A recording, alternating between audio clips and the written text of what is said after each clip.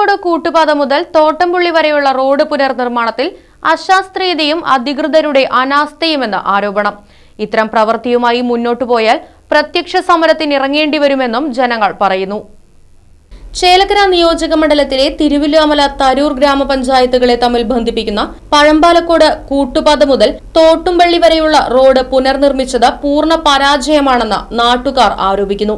ഇരുവശങ്ങളിലുമുള്ള വമ്പൻ മരങ്ങൾ മുറിച്ചുമാറ്റാതെ അശാസ്ത്രീയമായ രീതിയിലാണ് കാന നിർമ്മിക്കുന്നതെന്നും മരങ്ങൾ മുറിച്ചുമാറ്റാനുള്ള ഒരു നടപടിയും അധികൃതരുടെ ഭാഗത്തുനിന്ന് ഉണ്ടാവുന്നില്ലെന്നും പരാതിയുണ്ട്.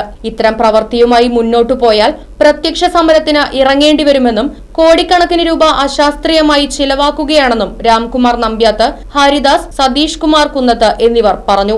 ഇത്രയും വീതിയുള്ള ഈ റോഡ് രണ്ട് വശങ്ങളും ചാലെടുത്ത് വെള്ളം പോകാനുള്ള സംവിധാനം ഉണ്ടാക്കിയില്ല. ഈ ഭാഗം കാണുമ്പോൾ തന്നെ അറിയാം.